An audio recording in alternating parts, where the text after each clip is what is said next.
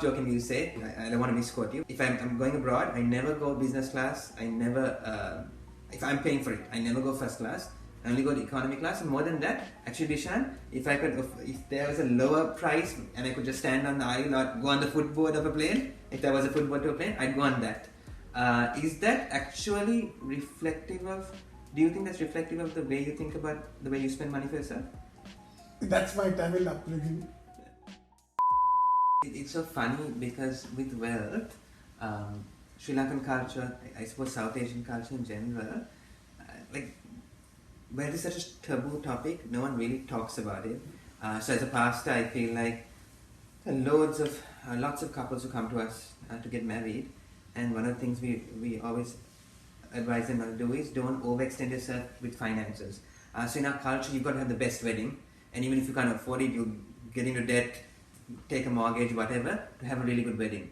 But also in the same culture, you never to ask someone about their salaries because that's taboo. You don't talk about it. Yeah? And so wealth is this interesting. It's interesting that it's so important to everyone, but no one really wants to talk about it. I can remember you always, half jokingly you say, I never, if I can afford it, I don't want to misquote you, but if I can afford it, if I'm going abroad, I never go business class. I never, if I'm paying for it, I never go first class.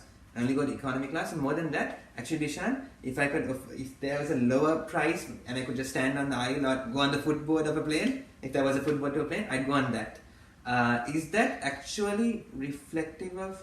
Do you think that's reflective of the way you think about the way you spend money for yourself? That's my Tamil upbringing. No, but the reality is this: we've been made to understand and made to believe and brought up with a strong sense of stewardship. And so how you spend your money, it's not about how you earn your money, that is also there, but how you spend your money is even more important. Sure. And what you spend your money on. And so therefore it's coming down to what I believe is stewardship, and that sits well with my religious beliefs now, but it also was my belief before. Because it's interesting because I know many people won't know this, but I know this and I won't embarrass you by relating the details, but I know that you are... Embarrassing me enough as it is. Yeah. I know you're incredibly generous with people, and it's not the kind of generosity that people know about. So you're very secretive about it because you don't want the credit for it. So you're obviously not stingy with your money, but you're also very, like, what do you say, you're a good steward. You're not extravagant with it either. And so I think that's quite it's an interesting way to look at it. Do you think, as you've got wealthier, that the way you view money has changed?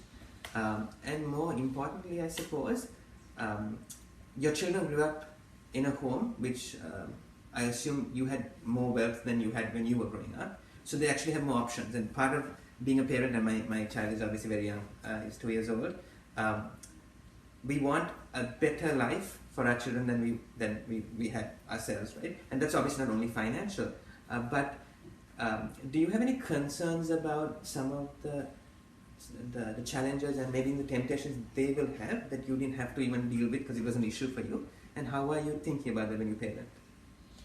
So, the temptations and other issues that a child today faces is something else. But when it comes to lifestyle, so just to give you an example, and this is coming back to stewardship, what I believe is stewardship, because I believe that if you have been blessed with something, you also have a responsibility to use it wisely. Sure. And so my brother and I, for example, we had the identical pay package. And for 9 years, we had the identical pay package with no increment for 9 years. Sure. Was it that we were then going through a hard time? No. It was a very generous pay package, but there was no increment for 9 years. So it was a constant pay package from 2006 to whatever, 2005 or some such thing. No, what am I saying? 2015, something like that. Is it that we could not afford to give ourselves increments? No, it's almost like we put ourselves in a straitjacket so that we limit ourselves in what we do personally and spend personally, because I think there's a responsibility. one of the inspirations I had in that respect was actually Warren Buffett. And this is not today, this is not yesterday, this is 30 years ago. I was still in England and I read an interview with Warren Buffett, and he was saying, he made a comment to the interviewer saying it's not about the money.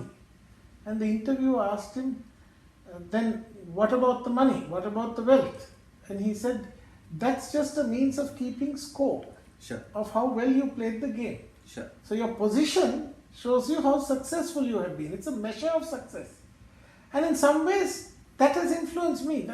Any possible value addition to the enterprise value or the business value is just a means of keeping score, how successful you have been in doing what you're doing. And that is something I want to be, and that's what I think most people would want to be.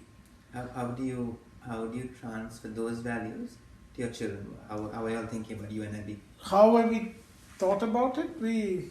So growing up, we never got pocket money. Growing up, we never got presents at Christmas. Growing up, we never got birthday presents. Growing up, we hardly ever had a birthday party. I had 2. For my 21st birthday, I had 5 people.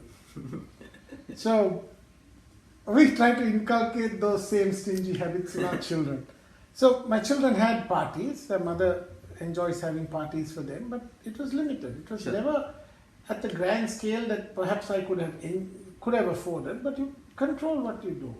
So they ran to school and back in Maruti cars. It's not that I couldn't afford a better car, but I didn't want them to grow up thinking that they can go in whatever car they like. So they would go in a Maruti car. I had 2 Marutis for the boys and the girls. They went in different directions, and sent them in 2 Maruti cars, because I did not want them to go away with the impression that they could have the best of everything.